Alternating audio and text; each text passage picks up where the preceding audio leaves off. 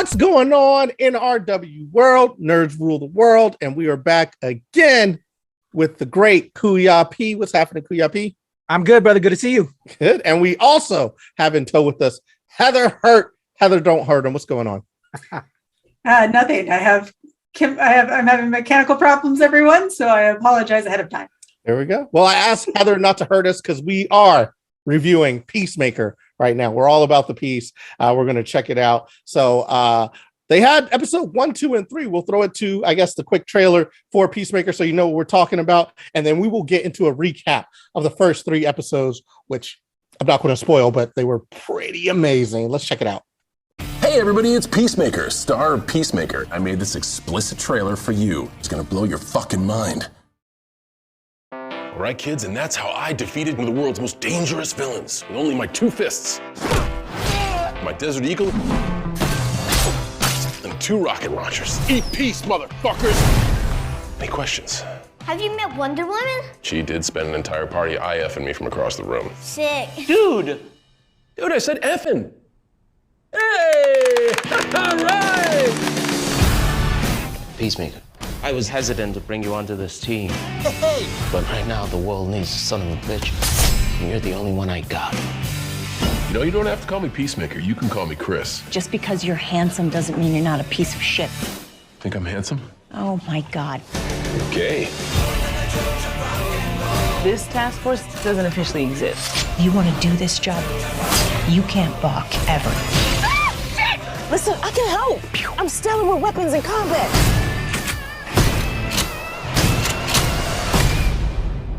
You don't have to shoot people after I already killed them. Right. Fucking game day, bitches! Aren't you guys being a little nonchalant about all this? Are you insinuating there is a wrong time and a right time to rock? Fuck yeah! You don't understand what we're up against. We need every hand on deck. Is that an eagle? It's easy. My sidekick. Ah, my asshole! The fuck's wrong with your bird? Such a good, handsome boy. Dude, we're saving the world. It's everything we've ever wanted. Ah, shit! Fuck, dude! Fuck yeah! Tell me what you know. I'm not telling you shit. How do you like that? I like it. I like it a lot. I don't give a fuck. What? Give it all you got. Hey, don't worry. I'm not giving this guy anything. Maybe you could just give him a little. Hey, Sweet Cheeks, can you take my order real quick? Seriously, dude. She had cherubic cheeks. It's a compliment. Sweet Cheeks is your butt. No, it's not. It is. It's like calling somebody, I don't know, sugar tits. Totally inappropriate. Tits are way too big to be sugar tits. Sugar tits are like smaller, perkier tits, like yours. Technically, I think you may have sugar tits too, but somehow that also feels inappropriate. So, boom, there you have it. That is the trailer for Peacemaker. We got to see the first 3 episodes, as I'm sure most people out there in the world did. And I got to say, it was pretty amazing. What were your first impressions? Go ahead and give them to me, Heather. What were your first impressions of Peacemaker first 3 episodes? Damn, this was a James Gunn show. From the 80s metal to the 80s references. This was the most James Gunn thing that we've seen since Suicide Squad. Just saying. Loved it. Kuya P, what about you? How'd you feel about? I'm with Heather. Heather, don't hurt him. I love the Gunn aesthetic. We got it with Guardians, got it with his touch on the newest, the best Suicide Squad, like the Ohio site with the Suicide Squad. He killed it, and so for him to now move into Peacemaker, I never thought I'd like Peacemaker, and he made me like Peacemaker, and just I love the 80s aesthetic. It's awesome. Yeah, I have to agree. James Gunn does a great job of making things outlandish that are outlandish, somehow making them emotionally grounded and making you actually care about these weird cast of characters. We've seen it in Guardians, seen it in Suicide Squad, and now we get to see it in Peacemaker. My first impression was I really liked it. Like I feel like this is the first time in a long time with the show. Like I felt like I was having fun with the show. Like, oh, that's like, this is kind of like a fun ride. And I don't know if a lot of that has to do with the music or, just the actor. I think it has a little bit to do with both. But my first impressions were it's amazing. So what are we talking about? What happened in Peacemaker? Peacemaker follows the story of Peacemaker, which his name is Chris, right? What is it? Chris what? What is... Chris Smith. Yeah. Chris Smith. Basic name. And he's a superhero. Follows him after the events of Suicide Squad, where he gets shot in the neck. He's in the hospital, and it picks right up where it left off. So this all takes place about 5 to 6 months after the Suicide Squad mission, where he was shot in the chest by was Deathlock or Deadbolt. Oh man, we should have had that at the ready. Yeah, right. You just know his character. DJ Driz. DJ Driz. DJ Driz shot him in the neck. People's man of the year. Sexy Driz. Yes, sexy Driz. Driz. We just do that. Let's just say he was shot by the sexiest man. He was shot by the sexiest man in the world with the smallest bullet, which actually he gave the idea for that. He was shot in that neck after killing Rick Flag, but it picks up. He's in the hospital, and I just thought it was a pretty amazing scene because you got to think he's in the hospital. He thinks he's dead. He wakes up and he's being taken care of, and then he's all good. And they're like, "Hey, you're discharged. You can go." And he like gathers up his stuff and he's kind of looking around and he's trying to figure out like, and then he just like leaves in the taxi to go home. And he's just like, yes, I don't have to go back to prison. I don't have this thing in my neck from Amanda Waller. He thinks he gets off scot-free and he's happy about it. Then we get to see him kind of interacting with the world as he gets driven home. First of all, let me just stop there. What did y'all think about the whole drive home sequence and figuring out like, all right, I don't think I'm in trouble anymore? What did you think about that, Kuya P? I thought that was absolutely hilarious. It's just subtle things that you really don't think about, and it kind of makes it a real very realistic, yeah, it was so hilarious. And it's those kind of moments that is classic Gunn, and he just delivers. And that was what he did. It was beautiful. It was hilarious. What about you, Heather? Open a scene. I love that he's just so one of us. Like, he's talking to the janitor and he's like, the janitor's like, I can't give you any more pot, man. And he's like, no, it's just one time. And then he kind of rolls out like we all would do. And sorry again about my camera, guys. I apologize. He just kind of rolls out and he's like, oh shit, I don't have any money. Here's some money that might be worth $1 million. It's like, it's the mystery money. You don't know. It might be worth. It's like Bitcoin. You never know how much it's actually worth. Yes. And then the great payoff of that, where the cab driver is like, I'm not taking that money. What's in the bag?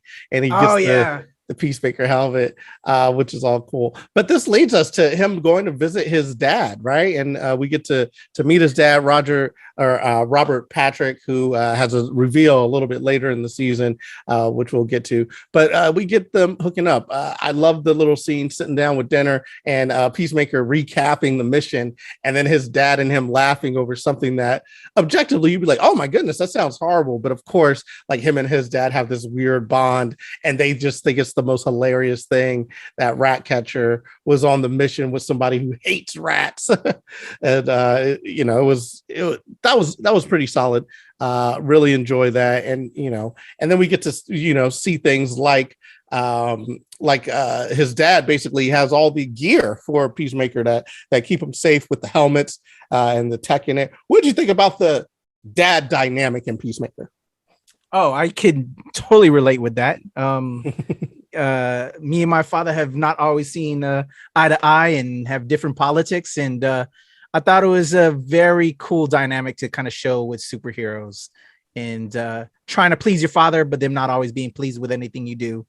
It was very cool. And then taking care of Eagly, which I don't know if that was in that sequence there before we got to the hats, the helmets, Glenn, but I thought that was, it made perfect sense because like, okay, he's been taking care of Eagly and then gets the hug, which was hilarious. And he's like, dad, but dad took off, you know? So that dynamic continued into that scene and just made it so good. Yeah, I think I may have glossed over the fact that he went home first. He breaks into his house. We get to see his childhood home, and that's where he finds out that he's still under the thumb of Amanda Waller. We get to meet the team who's been tracking him, and they're all led by Captain Murr, I believe. Murr is his name. Yeah, and he's leading the team. They all converge on Peacemaker and let him know your time serving is not up. You only served 3 years or 4 years of a 30-year sentence, so you still got some stuff to do. And they tell him, hey, you're up. Your contract killing with us. You're in the gang. So they give him his marching orders. He's supposed to meet him at a restaurant, and that's when he goes and meets his dad, meets up with Eagly, and then we get the cool restaurant scene where he meets up with the team, and they're all making fun of him because he's wearing his helmet into the restaurant, like his uniform. His uniform. But this brings us to the team dynamic. Great team. I really like it. I love Danielle Brooks. She's pretty amazing. She's in Orange Is the New Black, and she's been in a bunch of other things. She's pretty amazing. What did y'all think of the team dynamic? Go ahead, Heather. Go first. Yeah. I loved that they really brought back some of the smaller characters from Suicide Squad. Jennifer Holland's arms. I'm just going to say this. She is my new goal in life, that woman. But they have just this wide range of people who have, for the most part, worked together, but still know absolutely nothing about one another, other than, of course, Brooks's character. And so it's really interesting that this is the type, it really shows off what the type of team Waller would put together is. People who have been working together for years, but know absolutely nothing about each other. Yeah. Kuya P, what about you? What team dynamic? How are you feeling? I love all these individual characters. So good. I love that they have their own little stories that you kind of want to dig into each of them and explore them. Hopefully. I hope we get that. I'm with you on Danielle Brooks. I loved Orange Is the New Black. She's fascinating here. And Jennifer Holland, I'm with you, Heather, as well. Just all these characters, I love it. And again, going back to what when we started, Gunn knows how to. Like again, this is Gunn's touches all over it. Gunn knows how to put together an ensemble. You know, that was what was the beauty of Guardians, and then with Suicide Squad, and now here with Peacemaker, just these ensemble of characters giving everybody equal time to for us to feel them and connect with them. And that's what we're doing again here. And especially like you said, in this pizza scene, Glenn, or, you know, I don't know if it was pizza, but where we got to see them all play off of each other. Just brilliant writing, brilliant acting. I'm all in with this cast, man. I love it. It's they really play off each other really well, and we get to see a lot of that in the next little bit where Peacemaker, he kind of stalks Harcourt, and he stalks her to a bar, and basically is just like, hey, imagine meeting you here. And she's like, come on, bro, I'm good at what I do. I saw you bust a U-turn. and that was so good too, with her fighting off these other obvious onlookers, and you know, just I can handle my own biz. I don't need a man. That was beautiful. I loved it. I also like the, you know, where he's like, what's wrong? Like, why can't we just tell you? He's like, I guess I can't just enjoy a drink because I wear makeup, and every dude has to come and be like, hey, what's up? Hey, what's up? I thought that was kind of interesting. That was kind of cool. Being a dude, I felt like, oh, that must suck. Yeah. Like, you know, to always have suitors, I guess. I don't know. I don't subscribe to that, but hey, that's how she was feeling. But as a person with boobs, it can be a problem. Just a lot of attention. Yeah, I know your camera right now is definitely it's all over the place. Not wanting to give me attention, no matter what I do as a person with boobs. I don't know. Feel What's like your going camera's on. like, dang girl, what's going on with you? So we get that cool scene, and basically what Peacemaker wants from Hardcore is exactly what you expect. He's like, I just got out of prison. I need to bust a nut. Can you help me out? At least a handy or something. Which was I just thought was like I guess it's a very real thing, but it's just hilarious that he's just like, listen, you're the hottest one on the team. I just wanted to bang you. Like, is that such a problem? But I think it was very straight up, and she was very straight up in saying, not in a million years, but of course, Peacemaker does find a target. He's getting googly eyes in the corner, ends up banging some random, and that does not work out well for him, because the next day, I just thought it was really interesting that he has sex with this chick. She wakes up, or they they're up afterwards, and she's kind of milling around, like walking around, just I guess like you would do after you had what's going to be a one night stand. The other person's just walking around, looks like she's getting a snack, but she comes back with a knife and just hits him with the and starts going after him.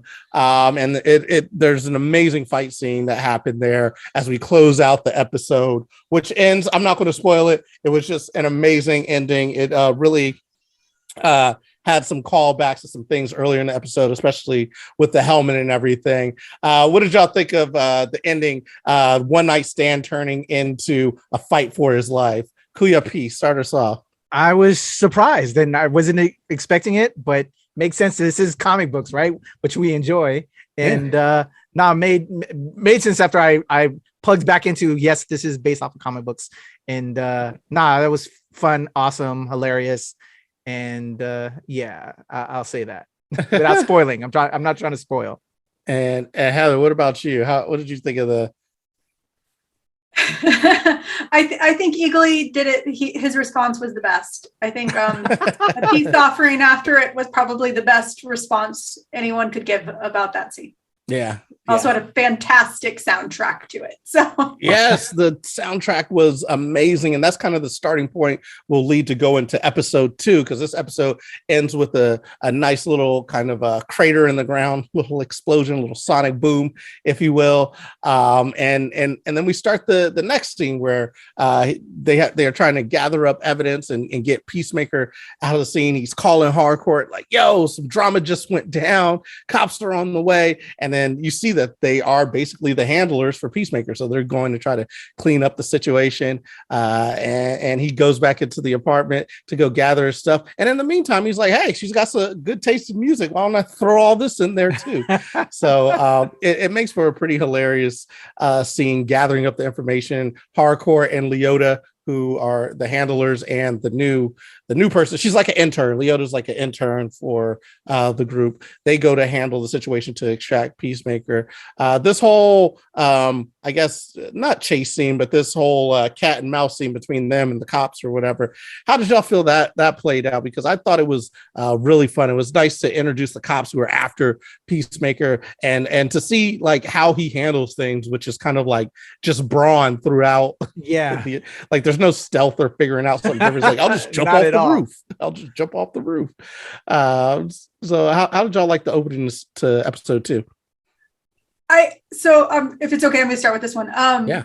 I was getting a real Mission Impossible vibe. I don't know about you. Like every time like Tom Cruise would like hit a window, he's always like flailing to get onto it. Like that's what it reminded me of. And it was great. I also love the dynamic of it. Wasn't just him interacting with the police or having an issue trying to get off, and I'm sorry about my camera, having an issue trying to get around. It was, he also gets to interact with normal humans for a little bit, and that completely goes off. Nothing he can do can stay on track. His hostage situation completely goes off the rails, and it's just great. That was great though, the little hostage scene when he's trying to escape the apartment and he busts in the other apartment, and he takes the 2 people hostage, which the woman in the situation ends up giving him googly eyes, to which the boyfriend in the situation who's being held hostage by Peacemaker is just like, yo, what, are you gonna bone this dude, this random dude who tied us up? She's like, maybe which I just thought was pretty amazing. So he gets I think he gets does he get apprehended? Does he get snatched up? Sort of. Remember, they catch him on the roof, and then but they kind of get distracted just in time. Yeah, they get distracted just in time. He jumps off. He runs to his getaway car as they're being shot at, which is really exhilarating for Harcourt and Leota and everybody, and Eagly, who comes flying in right at the end. After that, we get some kind of cool scenes where Peacemaker meets up with his best friend, by his own admission, Vigilante, who has also left him thousands of voicemails, thousands of text messages. So we get Peacemaker and Vigilante in his apartment. They're going over basically their relationship. Peacemaker's kind of like, this guy's annoying. Vigilante's like, you're my best friend, bro. I love you. And it's kind of their little dynamic, which I thought was cool. I don't know. Are you guys digging Vigilante? Oh yeah, I think this is the visual. I never read the Vigilante comics, but the costume was always super dope and intrigued me. And so maybe Heather can talk more about the actual comic roots, but I just thought it was visually stunning. But now seeing this in this action, I don't know if that was the intention, but they made it absolutely hilarious now.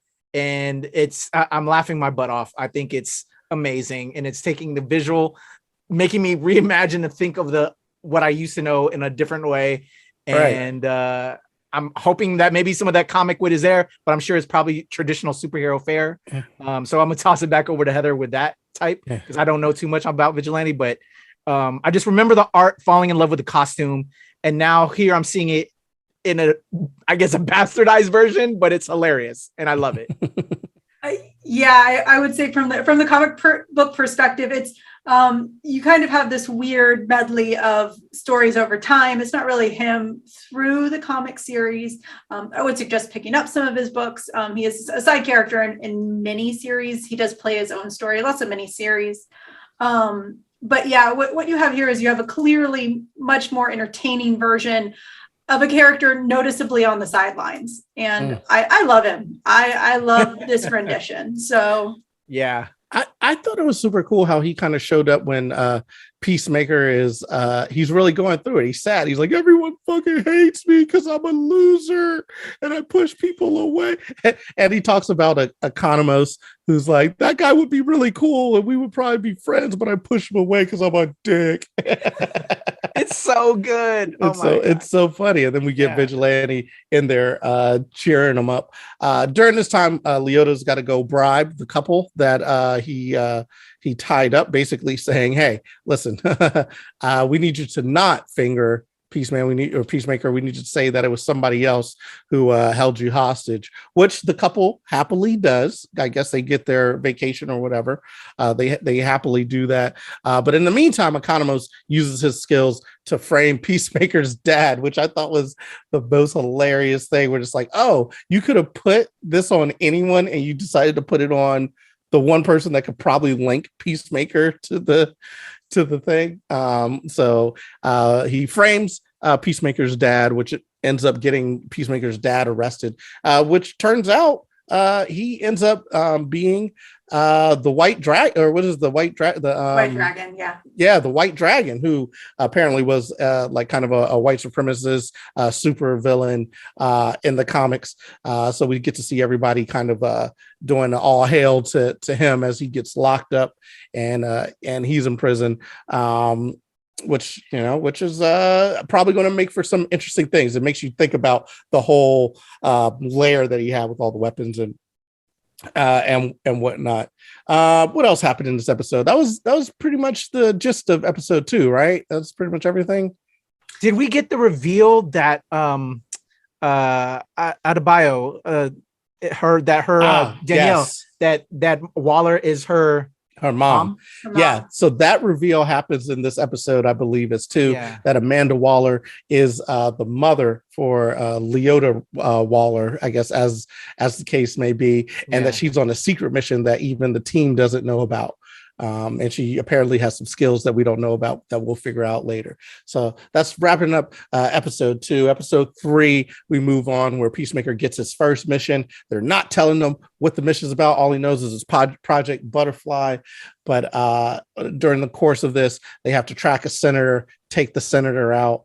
And I think this is kind of interesting because this is where I think the ante keeps getting up. We don't know what Peacemaker is going to have to be doing. And then we get to see this. And basically the mission is, hey, you got to take out the senator and you might have to take out his kids. We don't know, maybe. And he's like, why I got to kill kids? But it's interesting because that all is like kind of a throwback to Suicide Squad, where he's like, I don't care how many women, children, or whatever I have to do to maintain peace, which I think was a great callback. It was a great way to bring it around, because now when he's confronted with actually having to kill kids, we get to see what Peacemaker is made of. Is he all talk? Does he do this badass talk? We already seen him kill Rick Flag, so we already think he's an asshole who will kill women and children for peace. And so we get this scene here. What did you guys think about episode 3 and the assassination attempt on the senator?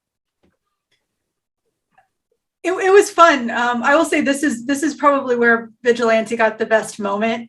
Definitely, I know we'll probably get to it, but it's you really got to see kind of everyone's true colors in this episode. Yeah. Not just Peacemakers. You got to see how each person, including Myrn, how they've all been handling these last assignments and how they're responding to everything. And Vigilante's response, I think it was in season 2, where he's like, do you think I want to kill kids? And then he's just straight up like, dude, I got this. He's like, come on, dude. I got you, buddy. Wasn't that sweet? I thought that was just like it was kind of a sweet moment when you see like your friend struggling with something. You're like, hey man, let me help you. Like, performance anxiety. I got your back. But let me help you murder some children. That's absolutely right. Any day. Yeah. Any and then he just kind of goes about his business and takes them all out, except for the one he was supposed to take out, which was the senator, because he's interrupted by Judo Master, who we get to meet, who is the bodyguard for the senator. He makes short work of basically the entire team, ends up capturing Peacemaker as well as Vigilante, and they get tied up, thrown in the basement while Harcourt is knocked out. And Leota is in the wind, trying to figure out what to do. Harcourt is confronted by an agent, and then Leota puts the gun on the agent who's trying to basically the Secret Service, because the senator was being protected by this person. He puts the gun on Harcourt, and Leota gets there to save her, but she can't pull the trigger either. And then Harcourt ends up having to kill the agent or whatever. It seems like everyone has a problem with doing what they're supposed to do, which is like senselessly kill people.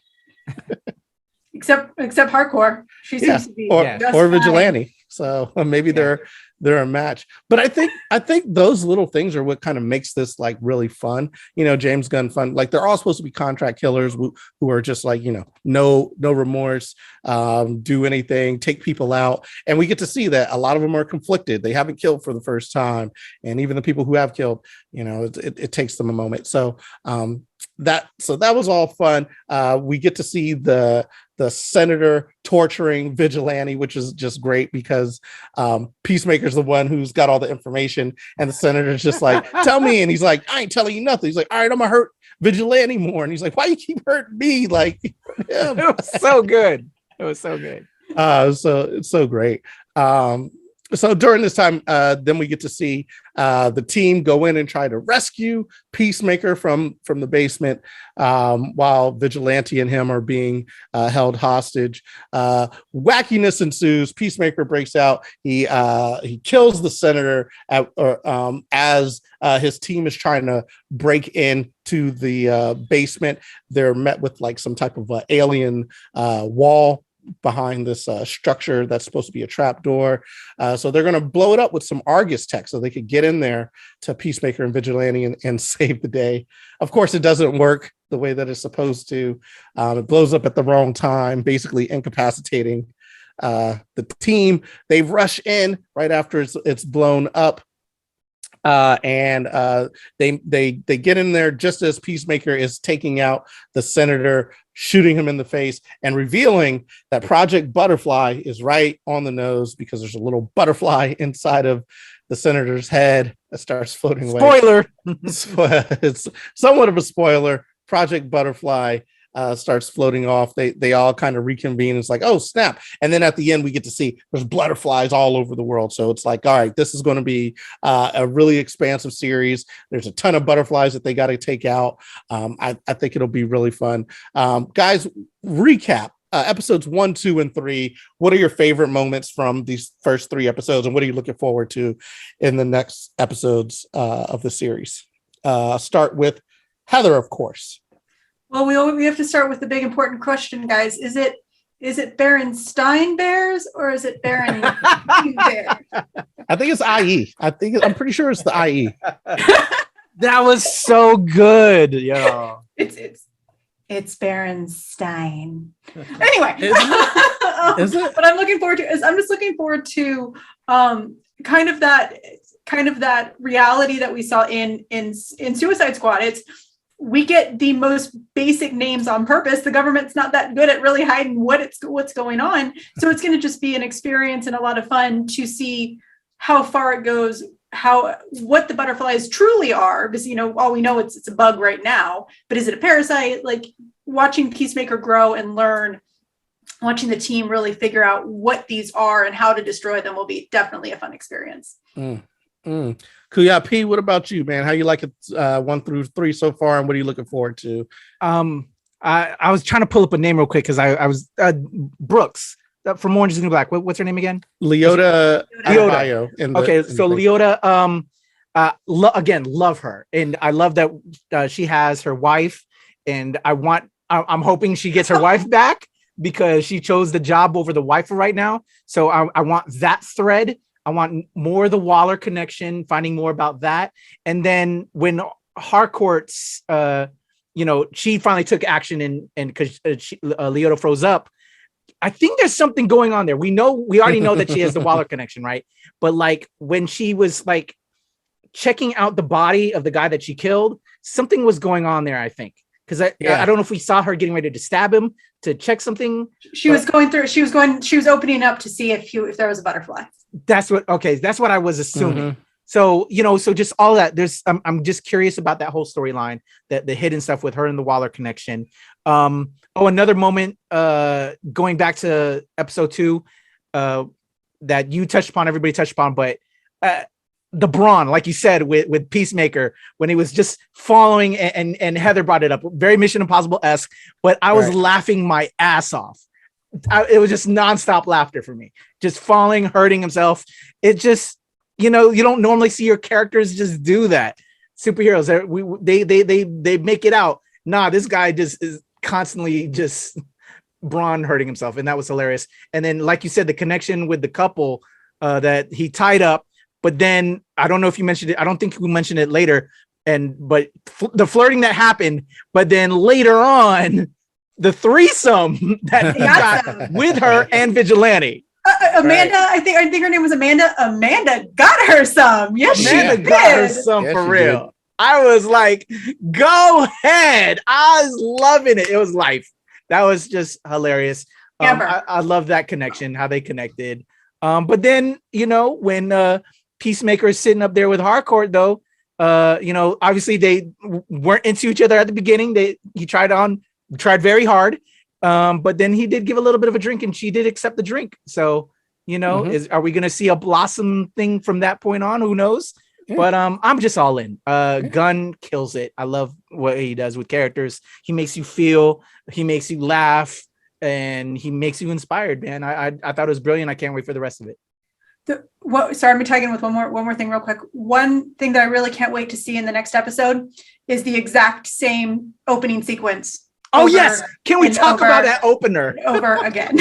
I know. I need to learn that dance. Yeah. Can the three of us learn that dance and recreate it? For like when we do the episode 4. That's how we have to open it. We have to open it. Got to dance. At least part of it. How do we forget about the most amazing intro ever in anything I think that we've seen this far? It's pretty crazy. You can't skip it. Like, I think it might be illegal at this point to skip it. Yes. Yeah. And we're definitely illegal here because we skipped it to begin with. But I think it's great because that open it starts the series exactly like you know what you're going to get. It's like wild and crazy with the hand out and the eagle like out and everyone's like it's just it's perfect. This is the cherry on top. I mean, it's pretty amazing. My thoughts, really love episode 1, 2, and 3. I could watch them again. Usually for a series, I'm not going back immediately to watch it, but this was like I could watch that like multiple times. That was really fun. So I'm very excited for the next 5 episodes that are going to come out. 1, 2, and 3 had me hooked. I'm looking forward to see what Leota Adebayo, what her story is and what kind of skills does she have. I really like that. And I want to see more of Peacemaker and Vigilante kicking butt, having fun. Hardcore, and then Hardcore, I want to see her kind of grow a little bit more. I saw that they were bonding during the little shootout, the little stakeout. I wonder if that is going to have some fruits later in the season. It'll be interesting. I want to see I just want to see more. That's basically where I'm at with it. All right, this has all been really fun. Tell the people where they can find you, Heather Hurt. Where can the people find you? You can find you can find me on Twitter at Nerd is a Heather, or opposite at Heather is a Nerd on Instagram and TikTok. I post a lot of butt shots of Dick Grayson, so it goes right in tandem with this show. Nice. All right, Kuya P, do you got any butt shots in your I might profile? Need to start doing that, but I'm here for it, Heather. I love them all. Your boy Kuya P, the legend Kuya P on Twitter, TikTok, and IG, Show Pal Show, and of course here at the NRW and Release Wednesday, where us nerds rule the world. Nice. And I am Glenn Lawrence, Level Up Comedy. Glenn Levels Up on Twitter, Glenn Lawrence Comedy on IG. That's where you can find me. Listen, this has been Peacemaker, episode 1, 2, and 3. We're going to be doing these. If you like what you're seeing, go ahead and like us, subscribe if you want to get more of these type of things, and share with your friends because we're just here having fun, trying to have a little peace. Hopefully we're bringing you a little peace. So until next time, till the next episodes, peace. Yeah. All right. That was